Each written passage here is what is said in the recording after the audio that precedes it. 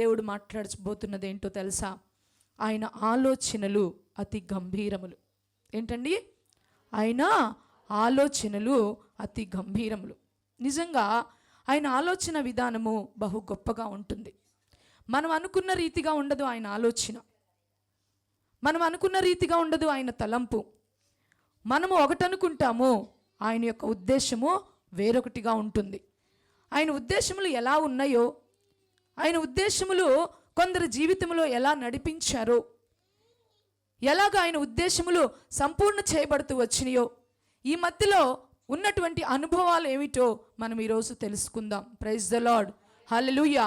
అందుకే మొదటిగా యెషయా గ్రంథము 55వ అధ్యాయము, యెషయా గ్రంథము 55వ అధ్యాయము 8-9 వచనాలను మనము చదువుకుందాం.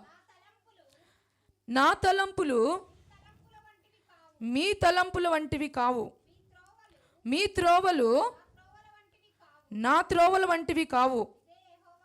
ఇదే యెహోవా వాక్కు. ఆకాశములు భూమికి పైన ఎంత ఎత్తుగా ఉన్నవో, మీ మార్గముల కంటే నా మార్గములు, మీ తలంపుల కంటే నా తలంపులు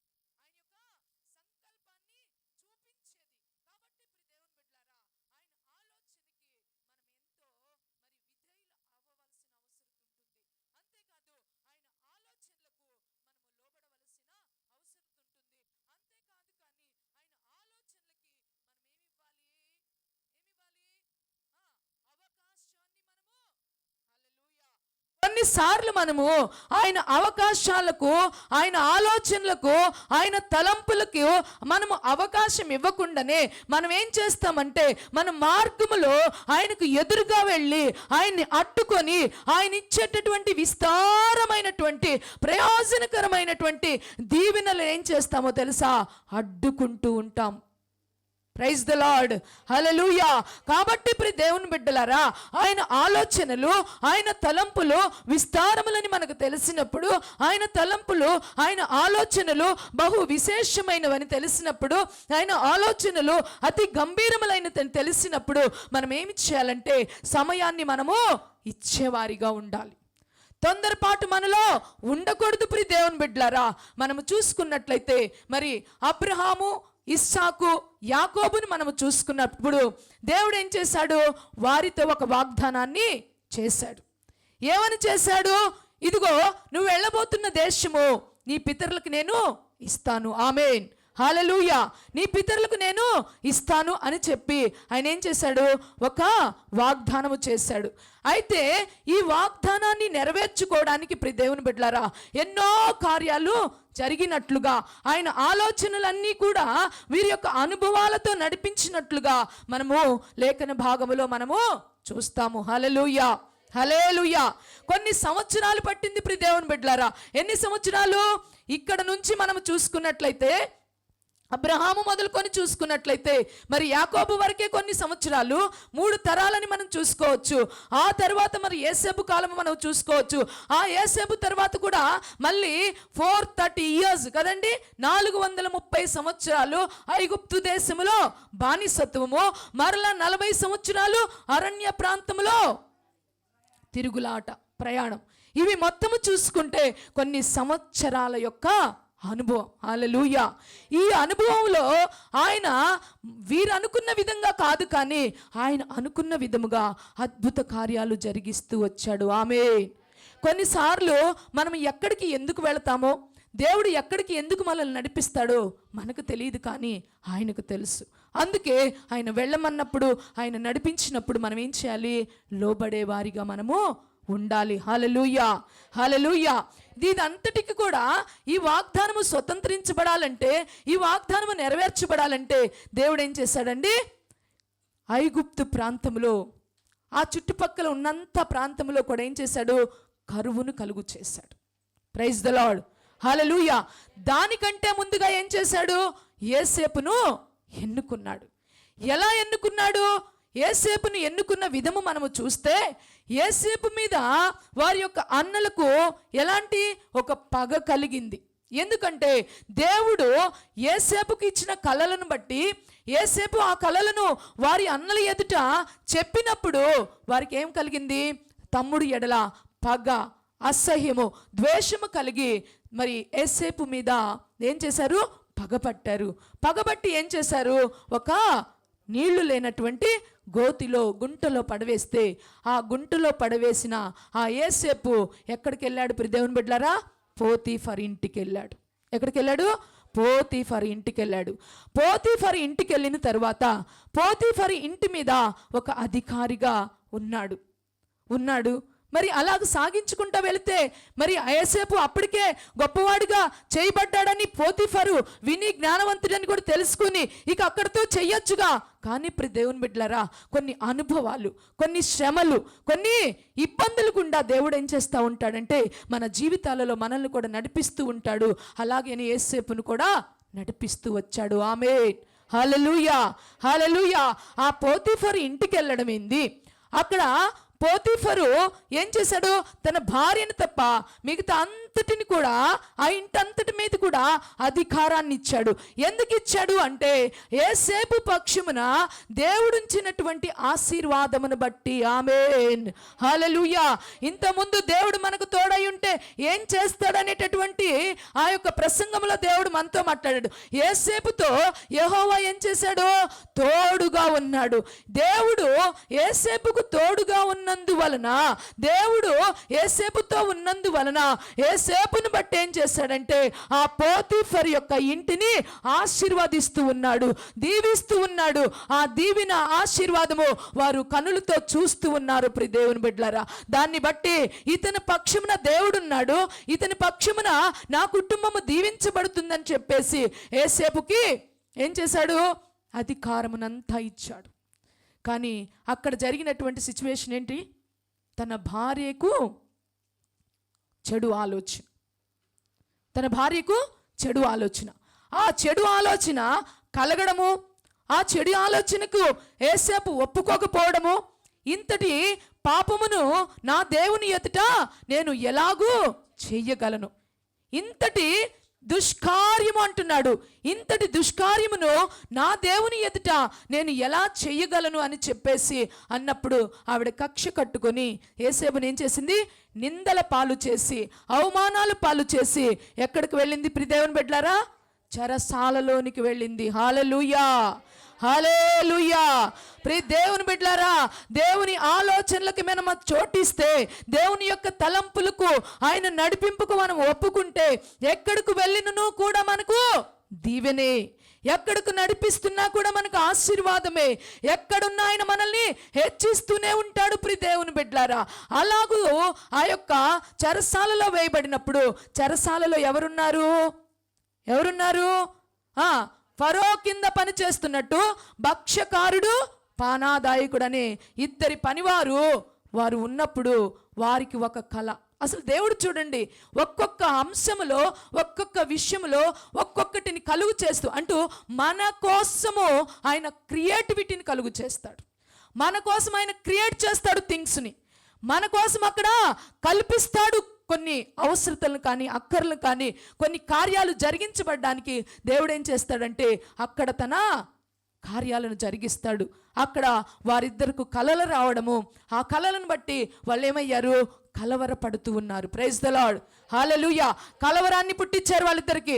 ఏమీ అర్థం కాలేదు. బిక్క మొఖాలు వేసుకొని కూర్చుంటే ఏసేపు ఏమైంది అని అడిగినప్పుడు వాళ్ళు అంటున్నారు కదా, ఇదిగో నాకు ఒక కల వచ్చింది, నేను ఆ కలలో చాలా కలవరం పొందాను. ఏమవుతుందో అంటే మరి అప్పుడు ఏసేపు అంటాడు, ఈ కలల భావం చెప్పగలిగినది దేవుని ఆత్మే కానీ నేను కాదని చెప్పేసి వెంటనే ఆ కలల భావము చెప్తాడు. చెప్పడం ఒక్కటే సరిపోదుగా కదా అండి. దైవ సేవకులు ఎవరన్నా ఏదన్నా మాట చెప్తే అది జరిగితేనే ఆ దైవ సేవకుడికి విలువ. ఆ మాట నెరవేర్చబడితేనే ఆ దైవ సేవకుడికి విలువిస్తారు. అదిగేనా జరగలేదా వీళ్ళు చెప్పేదంతా అబద్ధం. ఒకవేళ ఆలస్యమయ్యా జరగలేదనుకో వీళ్ళు చెప్పేదంతా అబద్ధమనో ఇంకొకటను. ఎక్కడైనా కానీ ప్రజల యొక్క అవసరతలు వెంటనే తీర్చబడితే గనక పర్వాలేదు, కానీ లేదంటే ప్రజలేసే రాళ్ళు చాలా భయంకరంగా ఉంటాయి.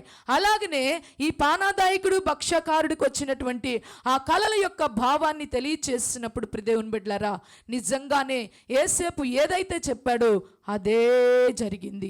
ఆమేన్, హల్లెలూయా. ఒకడనేమో ఉరితీస్తాను, భక్ష్యకారుడినేమో ఉరితీస్తారు.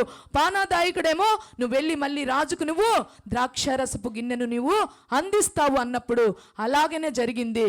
కానీ యేసేపు అయితే నన్ను ఒక్కసారి గుర్తు చేసుకోవా, ఈ చెరసాల్లో నుండి బయటికి వచ్చేలాగున రాజు ముందు నా గురించి ఒక మాట చెప్పు అని పానాదాయకుడిని రిక్వెస్ట్ చేసుకున్నాడు. కానీ పానాదాయకుడు ఏం చేశాడు? మరచిపోయాడు. ఆ మరచిపోవట కూడా ఎవరి తలంపు? దేవుని తలంపే. అందుకే గుర్తుపెట్టుకోండి, ప్రతి విషయంలో కూడా దేవుని విజన్ ఒకటి నువ్వు కలిగి ఉన్నావా, దేవుని దర్శనాన్ని నువ్వు కలిగి ఉన్నావా, ఈ మధ్యలో చాలా అనుభవాలు వస్తాయని మనము తెలుసుకోవాలి. ప్రతి అనుభవంలో కూడా దేవుణ్ణి చూడగలగాలి ప్రియ దేవుని బిడ్డలారా. ఆమేన్, హల్లెలూయా. దేవుణ్ణి చూడగలగాలి. ఎన్నో శోధనలు వస్తాయి, ఎన్నో ఇబ్బందులు వస్తాయి, ఎన్నో ఇరుకులు వస్తాయి, ఎన్నో అవమానాలు వస్తాయి. ఇవన్నిటిని కూడా మనము లోకానుసారంగాకైనా చూస్తే మనము అనుభవించేటటువంటి ఆయన ఆలోచనలకు తగినటువంటి ఆ యొక్క విజయాన్ని మనము చూడలేము. అయితే పానాదాయకుడు ఏం చేశాడు? మర్చిపోయాడు. ఒకరోజు కాదు మర్చిపోయింది, 2 రోజులు కాదు మర్చిపోయింది, 2 సంవత్సరాలు పట్టింది ప్రియ దేవుని బిడ్డలారా.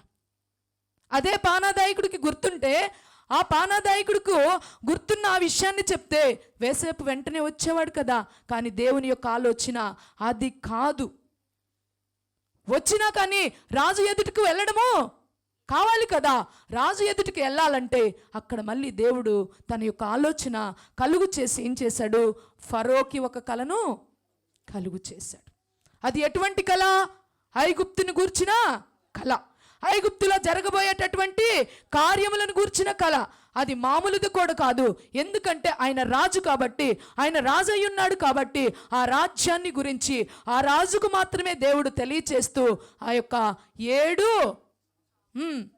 ఏంటి చెప్పాలి, 7 సంవత్సరాల కరువు, 7 సంవత్సరాల సమృద్ధి పంట. అది ఎలా చూపించాడు? 7 సంవత్సరాలు బలసిన ఆవులు, 7 బక్క చిక్కిన ఆవులు, ఈ బక్క చిక్కిన ఆవులు బలసిన ఆవులను తినడము, తర్వాత 7 ఏంటి చెప్పాలి, గోధుమ పంట పీలబోవడం, తర్వాత బలంగా ఉండటం. ఇలాగూ దేవుడు చూపించి, అంటే 2 సార్లుగా చూపించాడు ప్రియ దేవుని బిడ్డలారా. ఒక్కసారి చూపించలా. ఆ దర్శనము ఆ ఐగుప్తుని గురించిన దర్శనము రాజుకు 2 సార్లు చూపించాడు. అంటే అర్థం ఏమిటి అంటే అది స్థిరపరచబడుతుంది. ఆమేన్. దేవుడు ఒక్కమారు మాట్లాడును, 2 మార్లు మాట్లాడును. అంతేకాదు, బైబిల్లో ఒకరి సాక్ష్యమును బట్టి కానీ ఇద్దరు సాక్ష్యములు ఏమైపోతాయి? స్థిరపరచబడతాయి.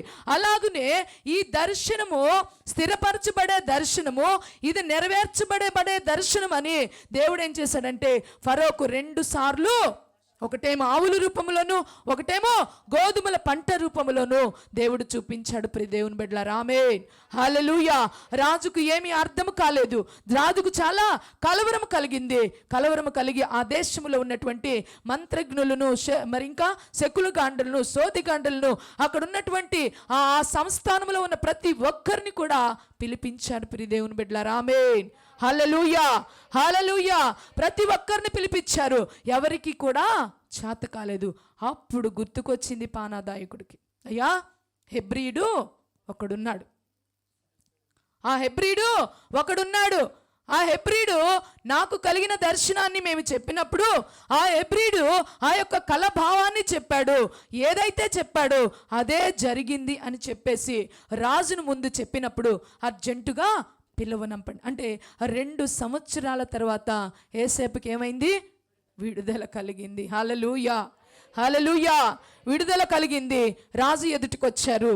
నువ్వేటో కళ్ళకి భావం చెప్తావంట కదా అంటే, నేను కాదయ్యా, ఇది దేవుడి ఆత్మ, ఇది దేవుడు ఇచ్చే జ్ఞానము, ఇది దేవుడు బయలుపరిచినే. దానియేలు కూడా అది అంటాడు కదా, ఇది దేవుడు బయలుపరిచినదే కానీ ఇది నా సొంతది కాదు. దైవ దాసులకు కూడా, దేవుని సేవకులకు కూడా ఒక విషయాన్ని చూపించాడు అంటే అది దేవుని కొరకే తప్ప వారి ఘనత కానే కాదు. హల్లెలూయా. ఈనాటి దైవజనులు చాలా మంది నేను చెప్తే అది జరిగింది, నేను చెప్తే ఇది జరిగింది, నేను అది చేశాను. నా కాదు, తన ప్రజల కొరకు, తన ప్రజల క్షేమము కొరకు, తన ప్రజల యొక్క ఉన్నతమైన స్థితి కొరకు దేవుడు ఏం చేస్తాడంటే ప్రవక్తలను నిలవపెట్టుకొని, తన దాసులను నిలవపెట్టుకొని జరగబోవు సంగతులను బయలుపరుస్తాడు. ఆమేన్, హల్లెలూయా. అలాగే ఇక్కడ యోసేపు తనను తాను తగ్గించుకుంటున్నాడు. నేను కాదు కానీ ఆయన ఆత్మే నన్ను ఈ భావము చెప్తుంది అని చెప్పేసి చక్కగా వివరించాడు. హలో రాజా, దేవుడు నీకు 2 సార్లు ఎందుకు చెప్పాడంటే ఇది స్థిరపరచబడబోతుంది. 7 సంవత్సరాలు సమృద్ధిగా పంట పండబోతుంది. 7 సంవత్సరాలు కరువు రాబోతుంది. ఈ 7 సంవత్సరాలు సమృద్ధి అయిన పంట పండుచు ఉండగా ఆ చుట్టుప్రక్కల ఉన్నటువంటి సంస్థానములన్నిటిలో కూడాను ఏం చేయాలో తెలుసా? ఈ పంటనంతటిని జాగ్రత్తగా కాపాడుకోవాలి, జాగ్రత్తగా కొట్లలో నింపుకోవాలి. ఈ 7 సంవత్సరాలకైనా కొంచెం నిర్లక్ష్య వైఖరిలోకైనా ఉన్నావా ఇక చాలా కష్టము. అటువంటి జ్ఞానవంతులు ఎవరైనా ఉన్నారేమో చూసుకొని నువ్వేం చెయ్యి, ఇలాగు జరిగించు అన్నప్పుడు రాజు అంటున్నాడు, నీకు తప్ప, ఇలాంటి వాడు తప్ప ఇంకెవరున్నారు జ్ఞానవంతులు? హల్లెలూయా, హల్లెలూయా. వీడినే ఉంచండి ఇక మన సంస్థానం మీద అని చెప్పేసి దాని యోసేపును ఉంచటం జరిగింది. ప్రియదేవుని బట్ల దీని అంతటికి కారణం ఏంటి కారణం? దేవుని యొక్క తలంపు. ఏమిటి ఆయన తలంపు? ఆయన వాగ్దానం చేశాడు కదా, మీరు మరలా ఐగుప్తులోనికి వెళ్తారు, ఐగుప్తులో నుండి నేను మిమ్మల్ని ఏం చేస్తాను? విడిపిస్తాను. నేను వాగ్దానం చేసిన కనానులోనికి మీరు వస్తారు. కాబట్టి ఈ ఐగుప్తుకి నడిపించబడాలి ఆయన ఆలోచన. దాని కొరకు యోసేపును ఏం చేశాడు? నిలవ పెట్టుకున్నాడు. యోసేపుకు చూపించినటువంటి కలల ప్రకారముగా, యోసేపుతో మాట్లాడిన విధంగా యోసేపును వాడుకున్నాడు. ప్రియ దేవుని బిడ్డలారా, ఆమేన్, హల్లెలూయా. అంతటి కరువు వచ్చింది, అలాగే జరిగింది. అలాగే యోసేపు సంస్థానం మీద అధిపతిగా ఉన్నాడు. అన్ని కొట్లలో ప్రతి దేశంలో పండిన ప్రతి పంటను కూడా ఎక్కడ వ్యర్థము చేయకుండా ఎక్కడికి అక్కడ మొత్తం కూడా స్టోర్ చేయడం జరిగింది. ఇక అంతా స్టోర్ చేసిన తర్వాత బాగానే ఉంది. ఇక కరువు వచ్చింది. ప్రైజ్ ద లార్డ్, హల్లెలూయా. కరువు వచ్చింది ఆ కనాను దేశంలో. ఆ కనాను దేశంలో కూడా కరువు రాకపోతే ఆయన మరలా వాళ్ళు ఇక్కడికి రావడానికి అవకాశం లేదు. చూడండి ఆయన ఆలోచనలు. అది కష్టమా నష్టమా? ఆయన ఆలోచనలు కొన్నిసార్లు కష్టముగానే ఉంటాయి, కొన్నిసార్లు వేదనకరముగానే ఉంటాయి. దాని తర్వాత దాచిపెట్టబడి ఉంటుంది గొప్ప మేలులు. ఆమేన్, హల్లెలూయా. వచ్చింది ప్రియ దేవుని బిడ్డలారా కరువు వచ్చిన తర్వాత వారు రావాల్సినటువంటి అవసరత కూడా వచ్చింది. వారు ఐగుప్తుకు వచ్చారు. వచ్చిన తర్వాత అక్కడ ఏం జరుగుతుంది? ఇక్కడ ఏం జరిగింది మనందరికీ కూడా తెలుసు. వారిని గుర్తుపట్టాడు యోసేపు. అన్నలైతే యోసేపును గుర్తుపట్టలేదు. యోసేపు గుర్తుపట్టాడు, మరలా పంపించాడు. మీ తమ్ముడిని మీ నాన్న కూడా తీసుకొని రండి అని పిలిపించాడు. పిలిపించిన తర్వాత వారు ఒకరికొకరు తెలుసుకున్నారు. బాగానే ఉంది ప్రియ దేవుని బిడ్డలారా. అయితే యోసేపు ఇక్కడ అంటాడు కదా ఒక మాట, అది చదువుదామా? ఆదికాండము 45వ అధ్యాయం చూద్దాం ఒకసారి. హల్లెలూయా, హల్లెలూయా. దేవుని మాటలు చాలా అది మనము తినగలిగితే ప్రియ దేవుని బిడ్డలారా, అది మనము ఆలోచించగలిగితే, దేవుని ఆత్మచేత కదా మనము రిసీవ్ చేసుకొని మన లోపలికి తెచ్చుకోగలిగితే అద్భుతమైనటువంటి ఆదరణ మనకు కలుగుతుంది. అద్భుతముగా మనం కట్టుకోవడానికి గొప్ప వెలుగుగా మనకి ఉంటుంది ప్రియ దేవుని బిడ్డలారా. చూడండి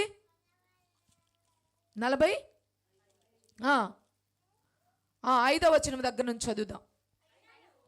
అయినను నేనిక్కడికి వచ్చినట్లు మీరు నన్ను అమ్మివేసినందుకు దుఃఖపడుకుడి, అది మీకు సంతాపము పుట్టింపనీయుకుడి.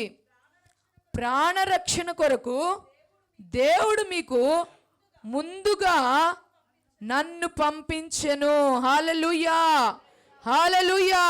6వ వచనం కూడా 2 సంవత్సరముల నుండి కరువు దేశములోనున్నది, సేద్యమైనను కోతయైనను లేని సంవత్సరములు ఇంకా 5 వచ్చును. మిమ్మును ఆశ్చర్యముగా రక్షించి దేశములో మిమ్మును శేషముగా నిలుపుటకును ప్రాణముతో కాపాడుటకును దేవుడు మీకు ముందుగా నన్ను పంపించెను. హల్లెలూయా, హల్లెలూయా, హల్లెలూయా. ప్రియ దేవుని బిడ్డలారా, ఇశ్రాయేలులను తయారు చేయడానికి, 12 గోత్రములను విస్తరింప చేయడానికి, ఒక శేషముగా మిగిలి ఉంచడానికి దేవుడు ఏం చేశాడట? యోసేపును ముందుగా ఐగుప్తుకు పంపించాడు. Praise the lord. ఐగుప్తుకే గనక యోసేపును పంపించకపోతే ఆ కరువు కాలంలో, ఆ కరువు దేశంలో వారందరూ కూడా ఏమయ్యేవాళ్ళు? నశించిపోయేవాళ్ళు. కాబట్టి ప్రియ దేవుని బిడ్డలారా అంటున్నాడు యోసేపు, మిమ్మల్ని శేషముగా ఉంచటానికి, మిమ్మల్ని మరి ప్రాణముతో ఉంచుట కొరకు, కాపాడుట కొరకు నన్ను ఏం చేశాడో తెలుసా? దేవుడు మీకంటే ముందుగా నన్ను పంపించాడు. కాబట్టి మీరు నాకు చేసిన అన్యాయాన్ని బట్టి, మీరు నాకు చేసిన అపాయాన్ని బట్టి మీరు భయపడని అవసరం లేదు. మీరు భయపడొద్దు, ఇది మీ తప్పు అనుకోవద్దు. అప్పటికి అన్నలకు తెలుస్తుంది, మేము వీరి ఎడల ఇంత తప్పు చేశామే, మేము ఇంత ఆయనకి మరి చెడు కార్యములు తలించామే, అపాయాన్ని మేము కలుగు చేశాము, ఇతను ఒక అధికారంలో ఉన్నాడు, ఇతను మమ్మల్ని ఏం చేస్తాడోనని వారందరికి కూడా భయము కలిగింది. ప్రియ దేవుని బిడ్డలారా, ఆమేన్. ఆ భయమును కనుగొన్నటువంటి యోసేపు, ఆ భయమును వారి ముఖములో చూస్తున్నటువంటి యోసేపు అంటున్నాడు, మీరు చింత పడవద్దు, మీరు భయపడవద్దు, మీరు నాకేదో అపాయం చేశారని మీరేం ఆలోచించొద్దు. దేవుడు ఇదంతా దేవుడికి ఏం తెలుసు? ముందుగానే తెలుసు. ఈ కరువు రాబోతుందని ముందుగానే తెలుసు, ఈ యొక్క కార్యాలు జరగబోతున్నాయి అని ముందుగానే తెలుసు. కాబట్టి ప్రియ దేవుని బిడ్డలారా, ముందుగానే తెలిసిన దేవుడు ఏం చేశాడో తెలుసా? నన్ను మీ కొరకు ఈ ఐగుప్తికి పంపించాడు. హల్లెలూయా. మీ రక్షణ కొరకు, మీరు కాపాడబడుట కొరకు నన్ను ఏం చేశాడో తెలుసా? దేవుని యొక్క ఆలోచన చొప్పున, దేవుని యొక్క ప్రణాళిక చొప్పున, దేవుని యొక్క తలంపు చొప్పున నన్ను ఏం చేశాడంటే ఈ ఐగుప్తికి నన్ను పంపించాడు. మీరు శేషముగా ఉండునట్లుగా, శేషముగా మిగిలినట్లుగా. దేవుని బిడ్డలారా, మనము చూసినట్లయితే అక్కడ అంతటిలో కూడాను మరి శేషముగా మిగిలిన ఈ యొక్క యాకోబుకు పుట్టినటువంటి 12 మంది కుమారులు కానీ వారి యొక్క సంతానము కానీ మనము చూసుకున్నట్లయితే ఐగుప్తుకు వచ్చిన వారి మొత్తము కూడా 70 మంది అని బైబిల్లో రాయబడి ఉంది. ఆమేన్, హల్లెలూయా. ఆయన ఆశ్చర్య కార్యములు, ఆయన చేసేటటువంటి మహత్కార్యములు, ఆయన చేసేటటువంటి గొప్ప కార్యములు ఎంత ఉన్నతముగా ఉంటాయో దేవుని బిడ్డలారా. వాక్య భాగములో ప్రతి ఒక్క లైన్ చదువుతున్నప్పుడు హృదయం ఎంతో ఆకర్షించబడుతుంది, హృదయం ఎంతో తేటబడుతుంది, హృదయానికి ఎంతో సంతోషము కలుగుతుంది దేవుని బిడ్డలారా. ఆమేన్, హల్లెలూయా, హల్లెలూయా.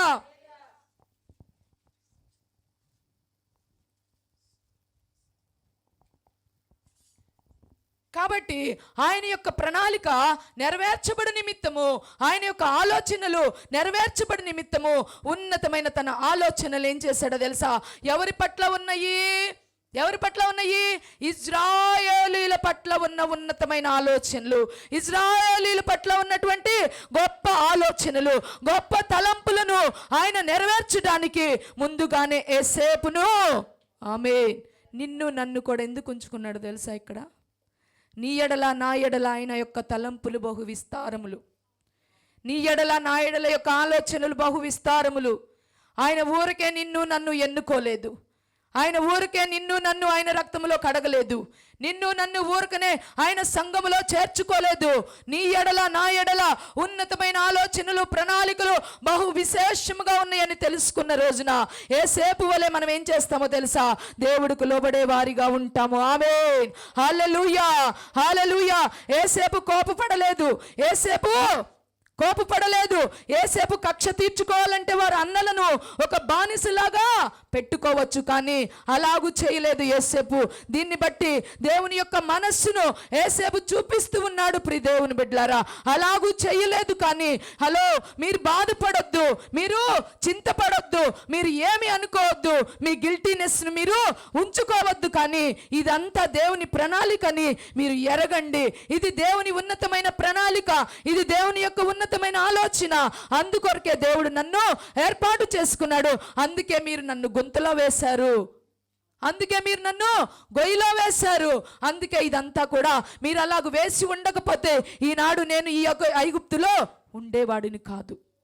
ఈ ఐగుప్తులో నేను ఉండకపోతే ఈ కార్యాలన్నీ కూడా జరిగేవి కాదు. కాబట్టి దేవుని బిడ్డలారా, ఆ యొక్క 12 గోత్రపు ఇజ్రాయేలీయులను దేవుని బిడ్డలారా, ఆ 12 గోత్రాలను దీవించి లక్షలాది తన ప్రజలను చేసుకున్నట్లుగా దేవుడు అనేకమైన అనుభవాలలో గుండా తన యొక్క దాసులైనటువంటి వారిని నడిపిస్తూ వచ్చాడు. ఆమేన్, హల్లెలూయా, హల్లెలూయా. 12 మంది కుమారుల్లో 12 మంది ఉన్న వారిలో ఎవరిని ఎన్నుకున్నాడు? యోసేపుని ఎన్నుకున్నాడు. యోసేపుని ఎన్నుకొని ఆయన మరి ఉన్నతంగా దీవించడానికి ఆయన చేయలేదు, కానీ అనేక అనుభవాలలో నుండి, ప్రతి అనుభవంలో నుండి నడిపిస్తూ దేవుడు ఏం చేశాడు? గొప్ప కార్యాలు జరిగిస్తూ వచ్చాడు. ఆమేన్, హల్లెలూయా, హల్లెలూయా, హల్లెలూయా. ఎంత అద్భుత కార్యాలు మన దేవుడు చేసే దేవుడు. ఒక్కసారి మనం కూడా ఆలోచించుకుంటే మనం ఎలాగ నడిపించాడు, మనం ఎలాగ ఇప్పుడు ఇక్కడ ఉన్నాం, ఈ మధ్య అన్నిట్లో మన ప్రయాణం ఏంటి, మన యాత్ర చేసే మార్గంలో ఏమేమి ఉన్నాయని ఒక్కసారి మనం ఆలోచించుకుంటే ఆశ్చర్యం కలగదా దేవుని బిడ్డలు? యోసేపు వలె ఆయన ఆలోచన అన్నిటికి కూడా మనం అప్పగించుకుంటే గనక ఎంత అద్భుతంగా దేవుడు మనల్ని దీవిస్తాడు. ప్రైజ్ ద లార్డ్, హల్లెలూయా. ఈరోజు దేవుడు మాట్లాడుతుంది ఏంటో తెలుసా? నా యొక్క తలంపులు మీ తలంపులు కాదు, నా యొక్క ఆలోచనలు మీ ఆలోచనలు కాదు. మనం అనుకుంటాము నా బిడ్డకు ఒక చిన్న ఉద్యోగం వస్తే చాలే అని, కానీ ఆయన అంటాడు కాదు, ఇంకా ఉంది అంటాడు. కానీ దానికి చోటు ఇవ్వాలి, దానికి ఏం చేయాలి? చోటు ఇవ్వాలి. నిన్ను ఉన్నతమైన స్థానంలో ఉంచుతానంటే నేను ఈ స్థానంలోనే ఉంటాను అని అంటే ఆయన కూడా ఏమీ చేయలేడు. గోతిలో పడితే యోసేపు మారు మాట్లాడలేదు, పోతీఫర్కి అమ్మబడినప్పుడు మారు మాట్లాడలేదు, ఆయన భార్య అవమానించినప్పుడు అక్కడ రుజువు చేసుకోలేడా? కానీ లోబడ్డాడు దేవునికి. చెరసాలకు వెళ్ళడానికి ఇష్టపడ్డాడు. చెరసాలలోకి వెళితేనే యోసేపు యొక్క యోసేపుకున్నటువంటి ఆత్మ ఏమిటో తెలుస్తుంది. చెరసాల కష్టం కాదా? చెరసాల ఏ అనుభవం? సంతోషకరమైన అనుభవం, చెరసాల బాధాకరమైన అనుభవం. ఆ 2 సంవత్సరాలు తన బట్టలు పాతగిల్లి, ఆ ఫరో పిలిచినప్పుడు అక్కడ రాయబడి ఉంటుంది, ఆయన శుభ్రం చేసి తల కత్తిరించుకొని చేతికి ఉంగరం పెట్టి బయటికి తీసుకొని వచ్చి రాజు ఎదుట ఎస్ ఆమేన్ హల్లెలూయా హల్లెలూయా. బాధలైనా, ఇబ్బందులైనా, ఇరుకులైనా ఆయన ఆలోచనకి లోబడితేనే తర్వాత మనకు ఉన్నతమైనటువంటి స్థితి కానీ స్థానము కానీ కలుగుతుంది. ప్రియ దేవుని బిడ్డలారా, ఆమేన్ హల్లెలూయా హల్లెలూయా. నేను అడగగానే నాకు దేవుడు చెయ్యాలి, నేను అడగగానే నా కనులు ముందుకు రావాలి, నేను మాత్రం లోబడను కానీ ఆయన మాత్రం నాకు చెయ్యాలి అంటే అది భక్తి జీవితము కాదు, అది ఆయన ప్రేమించేటటువంటి బ్రతుకు కాదు,